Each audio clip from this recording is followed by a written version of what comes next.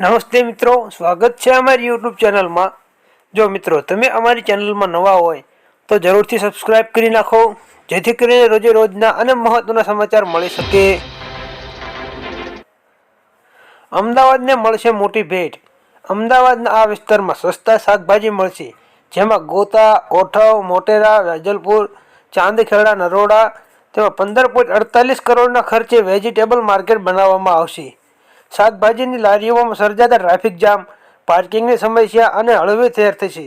શહેરના ગોતા, ઓઢવ, મોટેરા, વેજલપુર, ચાંદખેડા, નરોડા, અસરંગામાં શાકભાજીના વેચનારાઓ માટે 15.48 કરોડના ખર્ચે વેજીટેબલ માર્કેટ થડા બનાવવાનું રોડ એન્ડ બિલ્ડિંગ કમિટીમાં મંજૂર કરાયું છે। ઉલ્લેખનીય છે કે અગાઉ શહેરના 7 ઝોનમાં વેજીટેબલ માર્કેટના વૈકલ્પિક વ્યવસ્થા રૂપે શાકભાજીનું થડા બનાવવાનું નક્કી કરાયું હતું મિત્રો। ત્યારબાદ જાણીએ તો એલપીજી સિલિન્ડરના ભાવ બદલાશે। દર વર્ષે દેશમાં લોકોને નવા થતા ફેરફારો પર નજર ટીકેલી હોય છે। રાંધણ ગેસની કિંમતમાં થતા પરિવર્તનની સીધી જ અસર સામાન્ય જનતાના ખિસ્સા પર પડે છે। ગત દિવસોમાં સરકારે 19 કિલોગ્રામ ધરાવતા કોમર્શિયલ ગેસ સિલિન્ડરની કિંમતમાં રાહત આપી હતી। જોકે રાંધવા માટે વપરાતા એલપીજી સિલિન્ડરના ભાવમાં પણ લાંબો ફેરફાર થયા નથી। લોકોને આશા છે કે આની કિંમતોમાં નવા વર્ષમાં રાહત મળી શકે છે।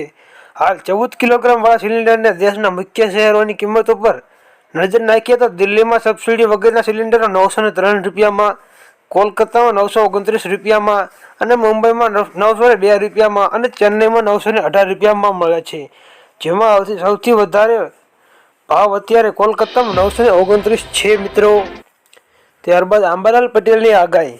વર્ષ 2024 પહેલા સપ્તાહમાં હવામાનમાં પલટો આવશે અને બીજા સપ્તાહમાં કમોસમી વરસાદની સંભાવના તો આંબાલાલ પટેલે વ્યક્ત કરી છે અને ફેબ્રુઆરીના માસમાં પણ કમોસમી વરસાદની આગાહી કરવામાં આવી છે। જોકે આ વખતે શિયાળામાં ઠંડી જોઈ તેવી નથી પડી રહી। અનુભવાય ત્યારે ઉનાળો કેવો રહેશે અને આંબાલાલ પટેલે જણાવ્યું છે કે અલ નીનોની અસરના કારણે જોઈએ તેવી ઠંડી નથી। વાસ્તવિક ઠંડીને પશ્ચિમના પવનો ન આવ્યા તેના કારણે ઠંડી રહી નથી। આ વખતે ઉનાળાનો આંકડો રહે છે। ગરમીનો પારો 44 થી 66 ડિગ્રીને પાર પહોંચવાની આકાંક્ષા વ્યક્ત કરવામાં આવી હતી અને આંબાલાલ પટેલે કહ્યું છે મિત્રો કે નવા વર્ષ 2024ના બંને સપ્તાહમાં વરસાદની આગાહી કરવામાં આવી છે। ગિફ્ટ સિટીમાં જાહેરનામું। ગિફ્ટ સિટીમાં ગાંધીનગર ખાતે સરકાર દ્વારા આપવામાં આવેલ દારૂ પીવાની છૂટને લઈને આજે સરકાર દ્વારા જાહેરનામું બહાર પાડીને નિયમો જાહેર કર્યા છે। જણાવ્યું છે કે ગિફ્ટ સિટીમાં કમિટીના નિર્ણય પછી જ નશાબંધીના વિભાગ આખરી મંજૂરી આપશે। તે સાથે સાથે લિકરની પરમિટ માટે ફી ₹1000 રહેશે। લાયસન્સ માટે 1 લાખ રૂપિયા તથા ડિપોઝિટ પેમેન્ટ 2 લાખ રૂપિયા ભરવાની રહેશે। જાહેરનામામાં સરકારે નિયમ ભંગ લઈને કરવામાં આવનારા દંડાત્મક કાર્યવાહી પણ જોગવાઈ કરી છે।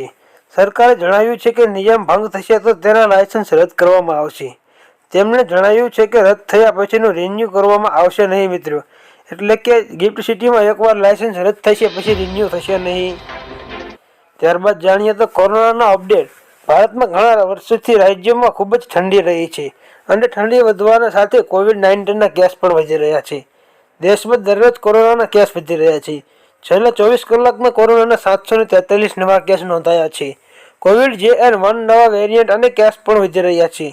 એક્સપર્ટનું કહેવું છે કે JN1 વેરિયન્ટ ચેપી છે, તેથી આ વેરિયન્ટના કેસ ઝડપી વધી રહ્યા છે, પરંતુ આ વેરિયન્ટ ન તો ખતરનાક છે અને ન તો જીવલેણ છે।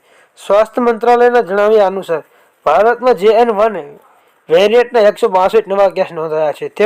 તેમાંથી સૌથી વધુ કેસ કેરળમાં નોંધાયા છે। જેથી કરીને રોજે રોજના અને તાજા સમાચાર તમને મળી શકે। વાત કરીએ આજના સમાચારની તો પીએમ મોદીને બધાને કરશે સંદેશ। પ્રધાનમંત્રી નરેન્દ્ર મોદી શનિવારે અયોધ્યામાં મહર્ષિ વાલ્મીકીના એરપોર્ટ પર નવી ટ્રેન અને રેલવે સ્ટેશન સહિત અનેક નવી વિકાસ યોજનાઓનું ઉદ્ઘાટન કરશે। આ દરમિયાન તેમણે લોકોનો આગ્રહ કર્યો છે કે તેઓ 22 જાન્યુઆરીના રોજ અયોધ્યા ન આવે।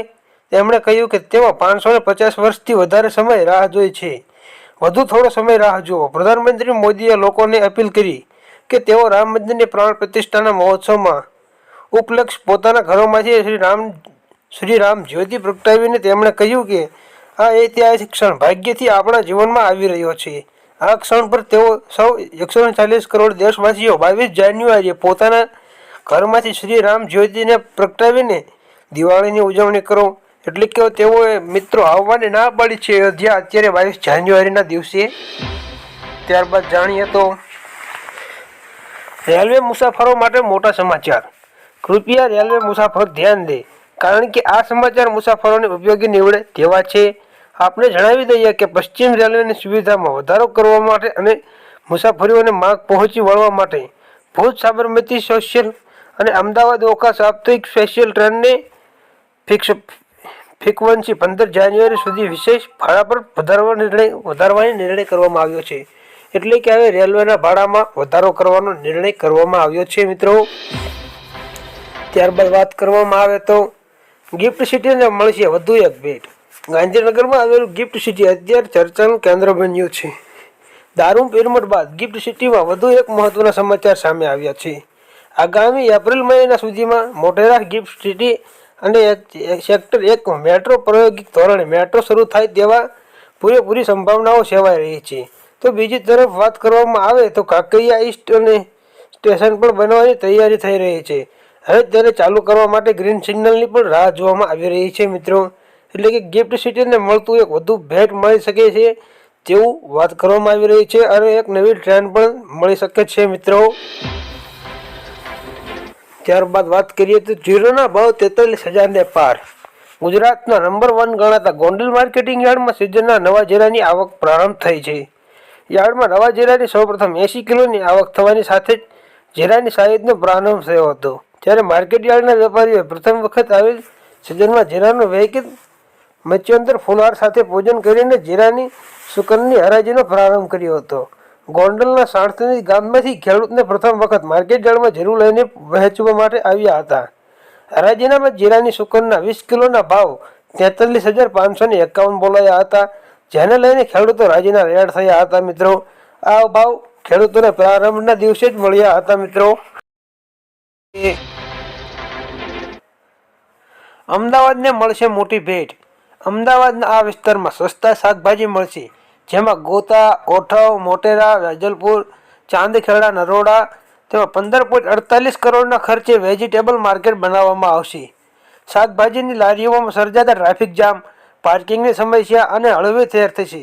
શહેરના ગોતા, ઓઢવ, મોટેરા, વેજલપુર, ચાંદખેડા, નરોડા, અસરંગામાં શાકભાજીના વેચનારાઓ માટે 15.48 કરોડના ખર્ચે વેજીટેબલ માર્કેટ થડા બનાવવાનું રોડ એન્ડ બિલ્ડિંગ કમિટીમાં મંજૂર કરાયું છે. ઉલ્લેખનીય છે કે અગાઉ શહેરના 7 ઝોનમાં વેજીટેબલ માર્કેટના વૈકલ્પિક વ્યવસ્થા રૂપે શાકભાજીનું થડા બનાવવાનું નક્કી કરાયું હતું મિત્રો. ત્યારબાદ જાણીએ તો એલપીજી સિલિન્ડરના ભાવ બદલાશે. દર વર્ષે દેશમાં લોકોને નવા થતા ફેરફારો પર નજર ટીકેલી હોય છે. રાંધણ ગેસની કિંમતમાં થતા પરિવર્તનની સીધી જ અસર સામાન્ય જનતાના કિસ્સા પર પડે છે. ગત દિવસોમાં સરકારે 19 કિલોગ્રામ ધરાવતા કોમર્શિયલ ગેસ સિલિન્ડરની કિંમતમાં રાહત આપી હતી.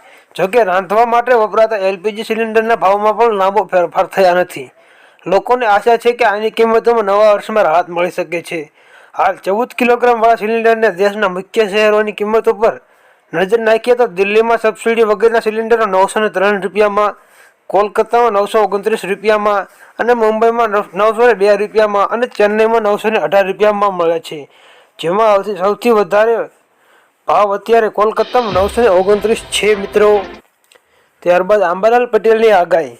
વર્ષ 2024 પહેલા સપ્તાહમાં હવામાનમાં પલટો આવશે અને બીજા સપ્તાહમાં કમોસમી વરસાદની સંભાવના તો અંબાલાલ પટેલે વ્યક્ત કરી છે અને ફેબ્રુઆરીના માસમાં પણ કમોસમી વરસાદની આગાહી કરવામાં આવી છે.